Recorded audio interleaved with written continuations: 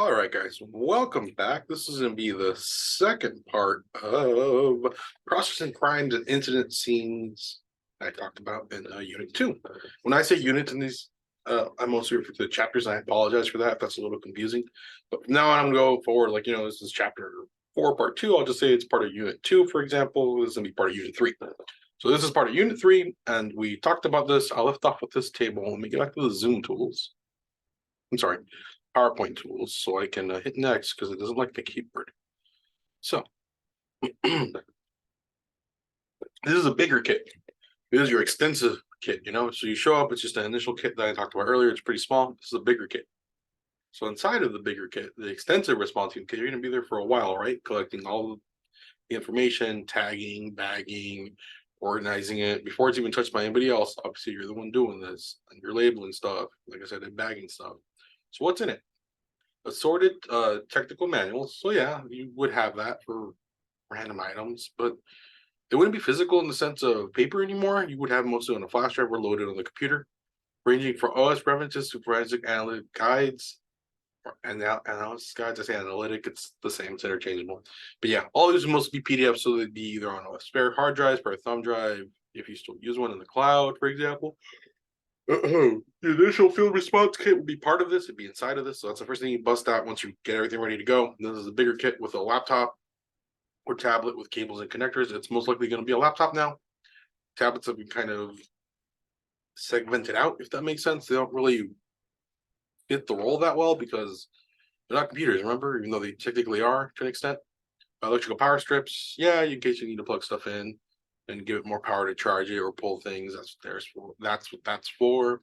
Additional hand tools, including bolt cutters, pry bar, and hacksaw. You're asking why would you need bolt cutters? Sometimes things can be chained together, like physical, like chain. A pry bar in case you need to pry something open to get to an access slot, like a door, for example. A hacksaw. Excuse me, in case you need to cut through something also as well. You never know. People try to hide stuff. Remember? And what if the tower has a key on it? They're called lock cylinders. If I have a picture of what I showed you, it's dangling there, and you don't have a key. How you can get through it? Bolt cutter, hacksaw, you soft nub at the back, things like that. Leather gloves and disposable latex gloves, assorted sizes. Yeah, you will have those in there. Set of GAIS screwdrivers, set of ANSI screwdrivers. You will have both. Oh, excuse me. It's a Monday, guys. Hang in there with me. Anti-static wristbands. You don't want to be able to fry anything.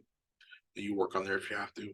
Hand truck and luggage cart. Those would be in the response vehicle. It would likely be a van or a work truck. Those would be in the back though. You don't bring those down until you have to cart stuff out. What's the other one? Large bags, large cardboard boxes with package tape. Yeah, you're gonna have a lot of that in there too. But that'd be in the truck. But it's all part of the kit.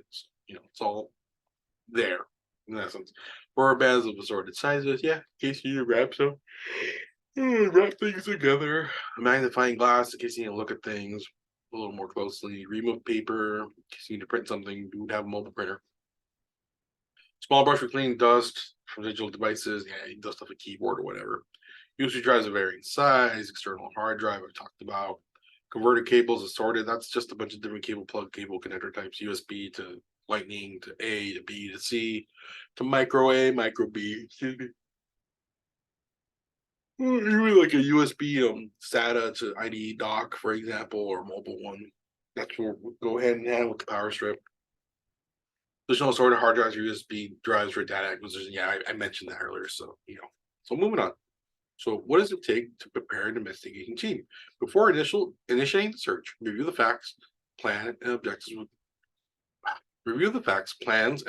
the investigation team you have assembled. So most likely you won't be going it alone, usually, if it's a team. Oh Lord, what did I just hit? Sorry. Usually it's a team of people, 2 people, 3 people, and you all have to go over what you're going to do, what you're going to collect, what's the main driving outcome of this, what's your objective, and then you guys get to it. Goal of scene processing to collect and secure digital evidence. So that's the reason you're there, right? To pick up and collect digital evidence, files, pictures, what have you. Digital evidence is volatile. Developing skills to access facts quickly. Yeah, because what if they, triggered it to wipe everything if they don't log in right within the first 3 times? That's why you would take the hard drive, clone it, but you keep cloning it. as much as you need it, or you could brute force your way in. Anyways, slow response can cause digital evidence to be lost. Yeah, this is just that the person has like a plan in place to erase stuff, but not every criminal or activity has this associated with them. It's somewhat common if they're trying to stay a step ahead of people. So, as I mentioned, the goal is to preserve the evidence, but if you add a little bit more to securing a computer or incident crime scene or crime scene, yeah, incident or crime scene, done. Preserve the evidence, right? That's what we want to do. Keep information confidential. You don't want to let anybody know about what you're doing other than people that have to know, like your other team member or your boss, and that's it. Because it could be an active case. You don't want it to leak out and tip off somebody, and they can find out they found this, and they can make a counter to it, stuff like that. Define a secure perimeter. Use yellow barrier tape. Police line only, investigation only, whatever the tape says. The legal authority for corporate incident includes trespassing violations. Oh, so it's treating this as it was a business crime. Okay, that's interesting. So if it's a business crime, you're working in corporate.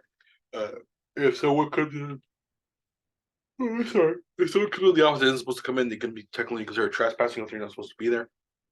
For a crime scene, it includes obstructing justice or failing to comply with the police officer. So it's technically tackling both, and I guess okay. So if it's at a crime scene, let's say the roommate came in, didn't notice the tape for some weird reason, that could it's a trespassing violation or obstruction of justice. They do something dumb and spill coffee on something. Hypothetically, let's assuming that's how it goes. So stage 2 of this is professional courtesy and destroy evidence. Involves police officers and other professionals who aren't part of the crime scene processing team. Yeah, I mean the police are being careful around stuff that can still damage things. That's I'm assuming what they mean by that.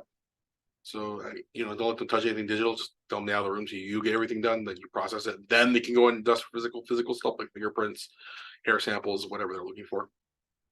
Automate fingerprinting identification system (AFIS), a computer system for identifying fingerprints that connected to central database. This is a nationwide. I think they have these databases now. Used to identify criminal suspects and review thousands of fingerprint sample at high speed. Yeah, it's the FBI's database if I remember right. We have that on file. So if someone's been indicted for a crime, oh, excuse me. I don't mean to yawn so much now. I don't know why I'm so tired. Like I was saying, if they've been indicted with crime and they've had their fingerprint scanned, they're part of this database. And speeding ticket, guarantee you wouldn't be in there, but misdemeanor and above that is taken to court, fingerprints are probably there. Police can take elimination prints of everyone who had access to the crime scene. So if it gets contaminated, but they have your prints on file and all that, they can compare it against it. Not part of that database, but a separate one, and you're fine. So seizing digital evidence at the scene. This involves, sorry, the amendment warrant, but law enforcement can seize digital evidence with a proper warrant. Remember, they have to have a warrant to take stuff. Corporate investigators, on the other hand, might have the authority only to make an image of the suspect's drive. It's a little different in corporate. Your hands are kind of tied, but you have a tad more freedom because you should have access to the drives regardless of what it is. With seizing digital evidence in criminal investigations, follow U.S. Department of Justice standards for seizing digital data, DOJ.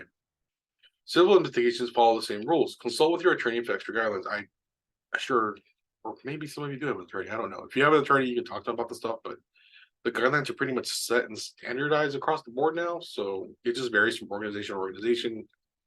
I'm sure Microsoft has different ways they handle digital evidence than I don't know, Staples, for example, through an internal investigation. So it'd be a little different. So let's move on. We're going to talk about preparing to acquire digital evidence. It's 2 slides. So the evidence you acquire at the scene depends on the nature of the case and the alleged crime or violation. So depending on what happened, if it's hypothetically a child pornography case, you're gonna be grabbing all that kind of stuff and you don't talk to anybody about it.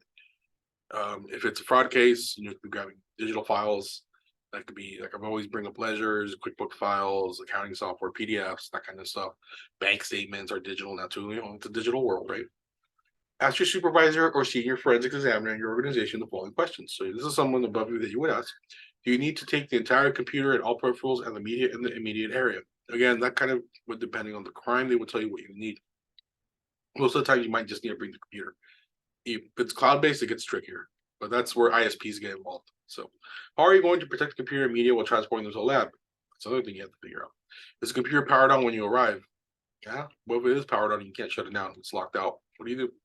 You pull the plug and risk damaging the hard drive, or do you try to restart it and boot into in between Windows, Windows FE, and tell it to copy the drive? That's things you have to consider.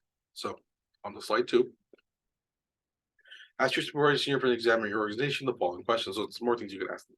Is the suspect you're investigating in the immediate area of the computer? Yeah, I guess that's something you'd have to ask, but sometimes they won't even let you near the computer or rather, they won't let you near the computer if the suspect hasn't been removed yet. So it's not, it just, I guess, depends on the situation. Is it possible the suspect damaged or spread the computer persons or D? Jesus, tired.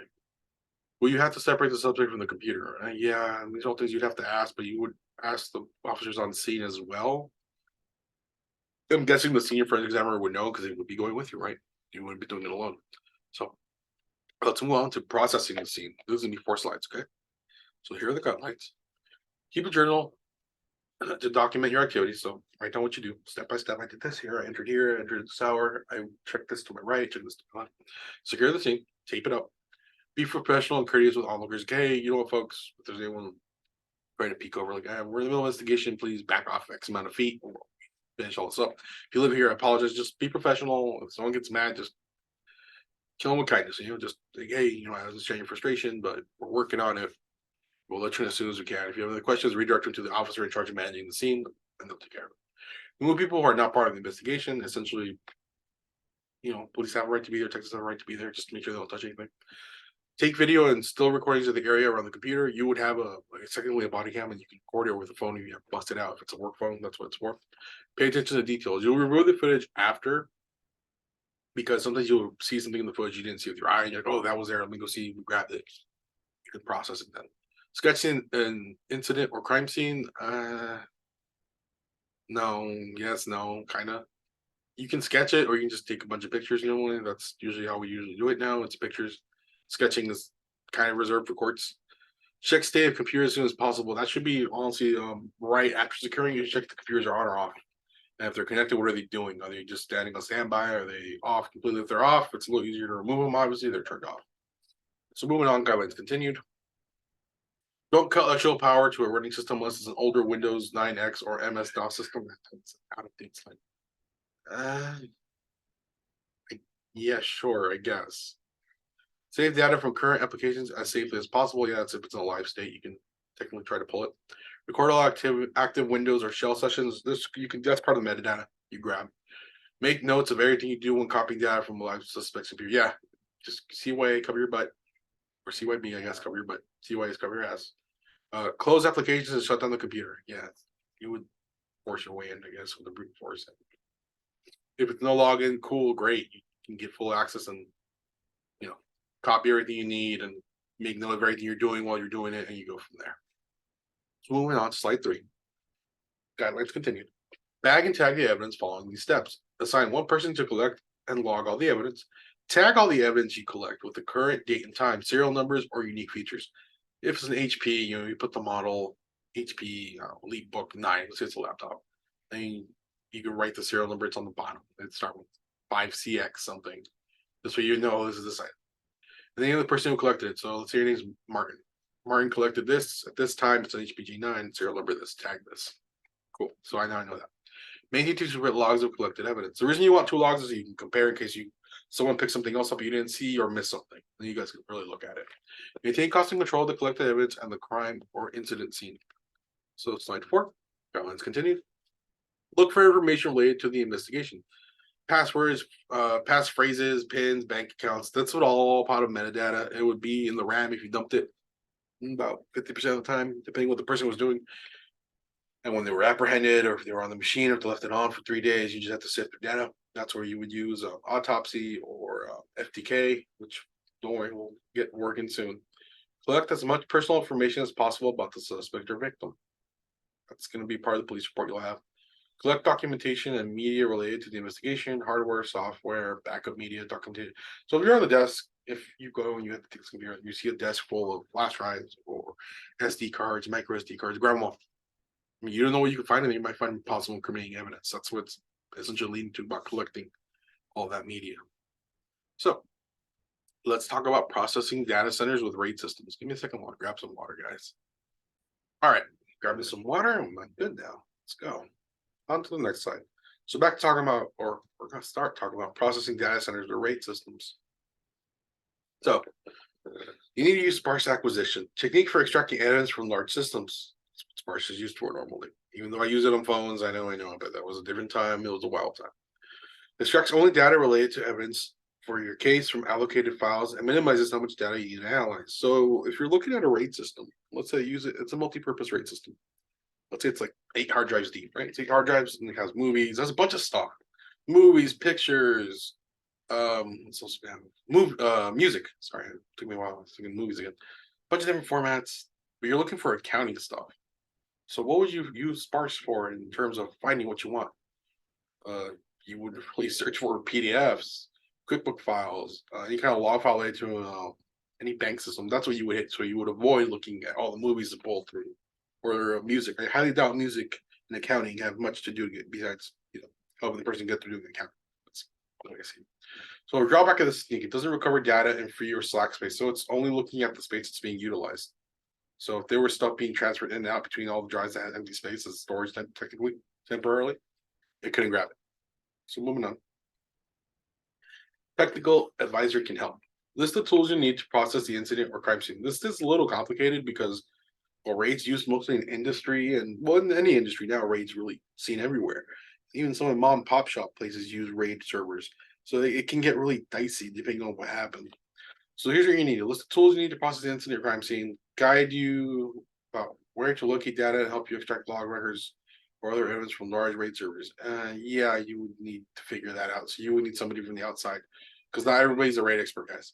So create the search warrant by itemizing what you need for the warrant. You take it to the judge, they approve it, rubber stamp. I'm gonna off to the races, boys and girls. So using a technical advisor, part 2, responsibilities of using a technical advisor. Know all aspects of the C system, direct investigator, handling sensitive material, help secure the scene, help document. Oh, give me 1 second. Oh, never mind. It was just a car passing by. Help secure the scene, help document the planning strategy, conduct ad hoc trainings so everyone can get familiar with it. Ad hoc means that impromptu, like out of nowhere trainings. Document the activities you do and help conduct the search and seizure. So now we covered RAID using a technical advisor, and it wasn't the best. I wish there was a little more on it, but if you want to know more about it, message me like I've said, and I'll dig some stuff up for you. I can find it. There's some stuff I can think of, but not exactly at this juncture. So documented evidence in the lab. So now you're back at the lab after processing crime scenes. What do? You record your activities and findings as you work. So you would say I was checking hard drive 1, it's from here, the HBG9 I talked about earlier, serial number that, and we're scanning. So we're just packing all pictures. In the pictures area, even in deleted pictures, this is the kinds of formats I found. PNGs, JPEGs, GIFs, whatever have you. Did you find anything interesting, useful? No. On the next thing. Word documents. What did I find? Here's what I found in text. Again, you maintain a journal to record the steps you take as you process them. So just little by little, line by line, you fill out what you're doing. Your goal is to be able to reproduce the same results when you or another investigator repeat the steps you took to collect evidence. So you're probably wondering why you want to have the same results as everybody else. This way you're all on the same page. Like let's say someone else found something incriminating on that hard drive that you missed. You have to go back and redo your steps again and see where you missed it, or if it doesn't exist at all. What if it's an anomaly? What do you do? Your journal serves as a reference that documents the methods you use to process digital evidence. That's the point of journals, to cover yourself. So maintaining the integrity of digital evidence in the lab as you do when collecting in the field. So as you were collecting it, you're not going to back it up to get the lab, right? You clone it, put the original away, locked, put away. I talked about recent, or rather, unit prior. That's what it's for. So the clone you can do with it. You can clone it up to 2 times, so you and someone else can work on it simultaneously. You log your steps, and it all matches. Sometimes they might be out of order, but in terms of if it matches the same files are found, the same. This was found, that was found. That's how you would do it together, particularly together at the same time as we're referring to, but different stations, not the same station. Obviously, you're not sharing a computer. Steps to create image files. Copy all image files to a large drive or SAN storage area network. Start your forensics tool to analyze the evidence. Run the MD5 or SHA-1 hash algorithm on the image file to get a digital hash. Secure the original media in the evidence locker. Yeah, it's what I mentioned above about securing it. So, on the next slide. Storing digital evidence. The media you use to store digital evidence usually depends on how long you need to keep it. CDs and DVDs last to 2 to 5 years. So they're kind of being phased out, guys. I know most computers still come with DVD drives, but I mean, think about this. When was the last time you bought a Blu-ray to use with your PC or a DVD or a CD? Solid states, USB drives, optimum choice, more durable. I love how it doesn't give you a lifespan on there, but I would argue the average lifespan of any of those solid states can be 3 to 5 years, depending on how you use and rewrite them. Flash drives, maybe 5 to 8 years. It depends how much you read write those as well. Magnetic tape, 4mm DAT, digital, digital, I forgot. It ain't important. Capacity 40 to 72 gigs. Slow reading write speeds, lifespan 30 years. That's more for archiving in businesses, but you can use it for storing digital evidence too. If it's like a big, let's say it's a big, you heard of Ponzi schemes, or someone gets money from one person and then they invest it to use to pay back other people. It's just a pyramid scheme, Ponzi. It's not the same thing. That's where you would store it. Why, you're well wondering? Because someone might reference it in 30 years and need files from it. That's why we can magnetic tape. And you can here's everything we did on this file. It's similar to this, it's similar to that. That's where you guys compare notes across the board. So stage 2 or slide 2, sorry. Super digital linear tape, super DLT or SDLT, specifically designed for large RAID data backups, can store more than 1 terabyte of data. Yeah, that's one way you can store RAID data, I suppose, but that depends on your file sizes. But RAID is huge, remember that. Smaller external external SDLT drives can connect to workstations through a SCSI card. SCSI is kind of an older format of card, but SCSI is a quick swap, so it acts like it's live all the time. You just plug it in and finds it, and you're good to go. Don't rely on one media storage system to preserve your evidence. Make 2 copies of every image to preserve data loss. Use different tools to create the 2 images. Always don't use more than 1 tool to make that. So that's what that's for. Moving on, evidence retention and media storage needs. To help maintain the chain of custody for digital evidence, restrict access to the lab and evidence storage areas. So we've been over this. Only you and your boss and the person working with you should have access. Only people in that department essentially should have access. Like I talked about janitor not going in there if somebody's there unless they have to, they clean or whatever. Like, what if they damage something without knowing? Or somebody from down the hall wants to chop and chit chat. Meet him outside the office. Don't have him in there because they might see something or might touch something or they might break something. That should have a signing roster for all visitors. They shouldn't get beyond the door in reality, but you gotta have it. It's for legal reasons. You can figure out who was there also in case something goes missing. Not saying they stole it, but some of those things that get misplaced and they grab it by accident, or it fell off a desk or they didn't see it. That's all reasoning. You might need to retain evidence indefinitely. Check with your local prosecuting attorney's office or state laws to make sure you're in compliance. That's part of the after though, technically, because again, if it's such a big case and it becomes known nationwide, people are going to want to examine it and study and look at what you did. That's why you would need different kinds of storage mediums. So here's what an evidence activity log looks like. It tracks what you do, items. Use one from each piece of evidence. Every piece of evidence will have it, and that date log stays with the original. Well, technically, it goes with the copy, rather. Sorry, and that's where you would go. Examiner's name. You put it back in the bin, took it out. You logged in. What's today's date? Let me grab my phone real quick. Alabama grabbed something, 4/24/23 at 4 p.m. I put it back in. Date logged in, that's the logged out. They brought back in same day, or let's say it took 3 days to run it. So I put it back 4/28/22/23, sorry, because it was on my workbench, and it's I finished at 2 p.m. back in. And then Agent Bob or Agent, worker Bob grabbed it on 4/29 at 6 a.m. Then he logged it back in May 5th because Bob ran some more tests and found stuff you missed, or it came out the same way, but just took a little while longer, et cetera, et cetera, et cetera. So documenting evidence. Create or use an evidence custody form. Sorry. An evidence custody form serves the following function: identifies the evidence, identifies who's handled the evidence. Literally what we just saw. List dates and times the evidence was handled. Like literally that's what we just talked about, but it has a little more detail in it. You can add more information to your form, such as selecting, listing MD5 or SHA-1 hash values. So you can add the hash values in there, what you found on the drive, so it's associated with it. So moving on, include any detailed information you might need to reference. So you found pictures in this sector, files in this sector, videos in this sector. Are they relevant to the case? Yes, yada, yada, yada. Evidence bags also include labels or evidence forms that you can use to document your evidence. Use anti-static bags for electronic components. Every bag you're going to use is anti-static, so you should be fine. So let's talk about hashes. Let me get some more water. I'll be right back. All right, let's talk about obtaining a digital hash. I have no water again. Cyclic redundancy check, CRC, mathematical algorithm. Sorry, that determines whether a file's content have changed, not considered a forensic hashing algorithm. So that's CRC. MD5, which I'm sure you've heard me mention a few times now. Mathematical formula, all right, it stands for message digest 5, sorry. Mathematical formula that translates a file into a hexadecimal code value or a hash value. You already mentioned hash. That's what this does. So it takes a file and converts it to hex code or a hash value. Hex code is hash, same thing, interchangeable. If a bit or byte in the file changes, it alters the hash value, which can be used to verify a file or drive has not been tampered with. So if it spits out like a bunch of gobbledygook, W04VD9, and you get that WA40D9, that means the file changed in comparison from when you first read. So you got to figure out why it changed and where it changed or it's been tampered with. That's referring to. Hashes are a lot more complex than that. It's just a simple hash I can think off the top of my head or make up the top of my head, you know. So here are the 3 rules for forensic hashes. You can't predict the value. You can't predict the hash value of a file or device. It's true. You can never predict it because you don't know what it is, so you run it. No 2 hash values could be the same. So every file will have a different hash value. Every item on the machine has a different hash value. If any changes in the file or device, the hash value must change. So it's essentially that's the truth. So if you were to open a picture and you edit it and you add like a twirly mustache to it, hash value changes. But if you open a picture and do nothing, hash value stays the same.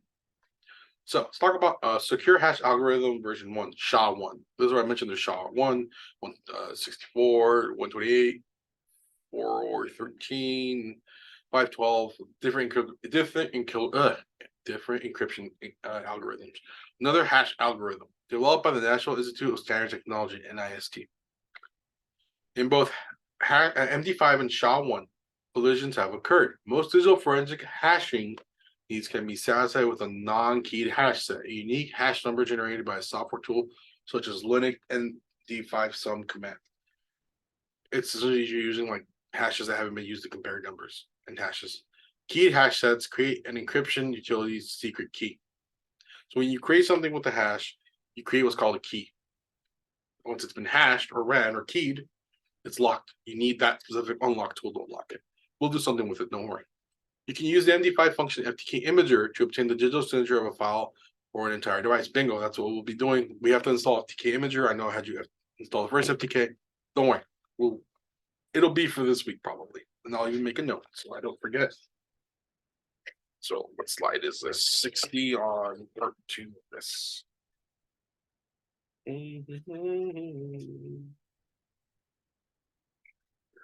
Don't worry, guys. It won't be too hard, I promise. I try to make the labs simple so you can see how it works. I'm not going to throw like university level labs where they will make you make a whole hash table. Yes, make tables with the stuff and programming, which don't worry, I'm not going to do that to you. That's kind of evil. And you have 6 weeks. I'm not going to torture you. Anywho, here's what it looks like. But don't worry, we'll get there when we do it this week. So let's review a case. General tasks you perform any computer forensics case. Identify the case requirements. You're going to find out what you're trying to do, right? Plan your investigation. You're going to plan what you have to do. Conduct the investigation. So use your plan and conduct it. Complete the case report. Here's what I did. Here's what I found. Here's the plan I followed. Here's the requirements that I met. Then you say, how could I have done this better? So we know this now, right? We haven't done it, but we've covered it a little. So here's a sample, civil investigation. Most cases in the corporate environment, so we're doing corporate, are considered low-level investigations for non-criminal. Common activities and practices: recover suspected evidence, suspect Outlook email file, it's PST file, or an OST file now. It's switched from PST to OST because it's going live with 365. But we'll get that. Covert surveillance. This is one that's a little risky. Its use must be well defended in the company defined. In the company policy. So if it's in there and the person agreed to it, give me a second, guys. I have to pause it real quick because my problem. All right, guys, where was I? Talking about covert surveillance. It must be well defined, as I said, in the company policy. So it's something that you sign when you join a company. You can see it. It'll be like, hey, you agree to this at all times, and it's part of working there. Risk of civil or criminal liability. Hey, that's what I'm saying. It's risky. It can blow back pretty hard if the person got recorded, but you infringe upon their rights in that sense. You know, what if part of this investigation they're doing something religious at their desk and they didn't want to record it? That's where that would kind of fall. I'm just using religion in general. I'm not picking a religion. I'm not talking about religion. I'm just saying you have to take these things into consideration when recording. You know what? They have to look up pictures that are religious in aspect, but that violates their freedom to fall under. Well, God, right for search and seizure, I guess would be kind of it, but no, freedom of religion. You can feel like they could claim they're being this or something, or claim they're being oppressed. That can line you up in court, and you have to defend it and explain why. Anyways, remember how to use stuff in packet track. Oh my god, I'm sorry, guys. I'm going to segue out of this for a second, so you guys just know why I'm all over the place and more all over the place and just yawning from more than usual. Today we had a false fire alarm at work in the morning, and it police saw the halogen with the use of suppress fires in my technology area. So we had to evacuate the building, and I was out of the office for about 4 hours till they fixed it and cleared the building, and hazmat came out and all that. But you were using Wireshark anyways, going back into it. Using Wireshark as a sniffing tool. It's a sniffing tool where you capture packets, you can look at what it does and where it's going, what it's connected to. That's a part of it. That's why I had you play with it. We'll do something with it. Don't worry. I might have you capture stuff on your network. Maybe. I'll think about it. So let's talk about an example of a criminal investigation. This is just a simple civil one, the corporate affair and all that jazz. So, an example of a criminal investigation. Computer crimes examples. Fraud, check fraud, homicides. Pretty big ones you kind of deal with, or would deal with if you worked in the law enforcement community. You need a warrant to start seizing evidence, limiting search area. You need a judge to sign off on the warrant to make it official and go for it. A bench warrant, well, that's for arresting somebody, but you need a warrant is what I'm saying, regardless. So, let's see here. What do we got? Location specific specified in warrant. So it says you can only search this house. So if it's a house, okay? Cables connecting computers and printer. That is technically a smoking gun. Must wait for a new warrant before searching the neighbor apartment. So let's say, yeah, that's a pretty good example actually. Let's say you only have access to search. Let's say 742 Evergreen Terrace, apartment 1. It's the Simpsons address. That's why I'm using it. But you see this cable here, running from there to the yellow one, which is across the hall. And that's 742 Evergreen Terrace number 3. You can't enter until you get a new search warrant to search all of that area because they're sharing a cable. It's dividing it, so that's why. You're held up. You can do the first area. So you process the first area, you wait for the second warrant for 742 Evergreen Terrace number 3, and then you would search that one. Does that make sense? I hope, guys, I'm not like confusing you. Essentially, you need a warrant for each area. You can't just jump on one and jump to the other. Even though you'd have probable causes of the cable, but it's not enough to enter a room. So let's talk about reviewing background information for a case. Throughout the book, you use data files from the hypothetical M57 patents case. These are the files I'm talking about. I'll be getting them, don't worry. Startup company doing art patent searches. The computer slow Craigslist discovered to contain kitty porn. Ew. It was traced back to M57 patents. An employee is suspected of downloading the porn. Jeez, man, this book is not holding any punches. Background information on the case. Main players: Pat, Magoo, CEO, Terry, the IT person, Joe, and Charlie, the patient researchers. Police made a forensic copy of the following: the image of the computer stolen on Craigslist, images of 5 other machines found at M57, images of 4 USB drives found at M57, RAM from the investigating machine, so they did a RAM capture, network data from the M57 patent servers. So let's see. Following steps outlined page 1 for text 2. Yeah, well, this will be a lab, so don't worry about what I just read. I will also include that. I'll get the files for you guys this week. The publisher said they're working on it, so once they get it, we'll figure it out, and I'll throw the stuff in from the previous chapter as extra credit. So it will say 0, but just turn in as you would normal, and I'll assign the credit there. So same thing, chapter 4, 68. And I believe I had you guys install this OS Forensics last week. If you're keeping up stuff. Look, here's the thing about it, guys. I know you're probably watching lectures when this guy's a freaking windbag and talks all day about this stuff, and it kind of goes jumping around all over the place. Well, let me get to something for you. You guys can turn everything in whenever you want. I won't ding you for being late. But the one thing you have to have turned in, or rather, all this has to be turned in to me before your final. The day of the final, I will not accept any more work. So please, I'm begging you, get it, or not even the day of the final. I'll be even more generous. Get it in the day before grading's due. And I will tell you when grading is due. Don't worry as soon as I find out. Turn in the day before by 10 p.m. If you do not do any work, if you don't turn anything in, I cannot help you. So please, just turn in your work. If you're stuck, Go to office hours on Fridays, message me, join the Discord. I'm gonna keep hounding this until somebody joins Discord. And just message me. It's not because I'm lonely, but so I know, hey, I'm stuck. Hey, I don't get this. Hey, I'm confused about this. Or hey, this kind of works, but this doesn't. Okay, let me know. I'm not a mind reader, guys. So let's go to the summary. It's 3 pages. That's the end of part 2 of this chapter. And then we'll go on to the next 2 full chapters. And that should be it. I'll have to review it. There may be another half chapter. I'll think about it. So digital evidence is anything stored. This is a summary. Or transmitted in electronic or optical media. Yes, it's not tangible. It's up in the air. Air as in like between items. Stored on the USBs, drives, whatever, cloud. In the private sector, incident scene is often in a contained and controlled area. Yeah, like an office, a boardroom. It's there. It's not leaving it, right? It's not going to go from there to the lunchroom. Companies should publish the rights to inspect computer asset policy. That's part of it. It's in there. You just a lot of people don't read it. I guarantee you, all companies have this. Private and public sectors follow the same computer investigation rules. This is true. You make a lot more money, believe it or not, in private. You're always busy, but you don't have work-life balance. In public sector, you make pretty good money, but you have a better work-life balance, and work doesn't really follow you unless you want it to. So criminal cases always require a warrant. I mentioned that repeatedly. So protect your safety and health as well. So integrity of the device, or sorry, of the evidence. It's just when you're processing stuff. It's, let's say it's a meth lab, hypothetically, you'd be wearing a mask. You wouldn't just go there, I'm going to walk in not wearing a mask and enjoy my day. You're going to have a bad day. So follow guidelines when processing an incident or crime scene.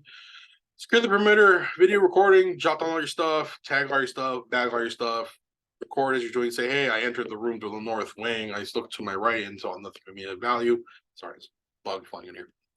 As you collect digital evidence, guard against physically destroying or contaminating it. You're the only ones processing it. There shouldn't be anything else unless detectives are out, but have them wait for a minute while you do everything, or as long as they need, they have to abide by it, because if you're working for law enforcement, law is spinning cogs, right? If you're working in private sector, you can lock the doors, make sure nobody comes in and have somebody waiting outside. Like, hey, I want to be here in half an hour, an hour, whatever you need. Because remember, if you're working in a networked environment and corporate, you should be able to access that machine remotely too. If you think about it from your workstation, you can perform a capture there. So at that point, you would lock the room down, say, hey, no one comes in, or tape it off if you have tape, or put a note saying, do not enter room, ITS, whatever in progress. Forensic hash values verify that data or storage media have not been altered. We talked about hashes. If it's changed, a file's changed, adding a twirling mustache, that changes the hash picture. If it's not changed, if you open the picture and you didn't do anything, hash value stays the same. So, H2 summary. To analyze computer forensic data, learn to use more than one metric tools. Yeah, you're going to be playing with more than one tool. Autopsy, because it's pretty simple to use, and forensic OS is very simple to use. FTK is kind of a pain in the ass. I know, I'm sorry. We'll install Imager, it'll be simple. I promise you this. You must handle all evidence the same way every time you handle this. It's always the same procedures. It doesn't change. It shouldn't change unless they rewrite the rules for some reason. After you determine that an incident scene has digital evidence, identify the digital information or artifacts that can be used as evidence.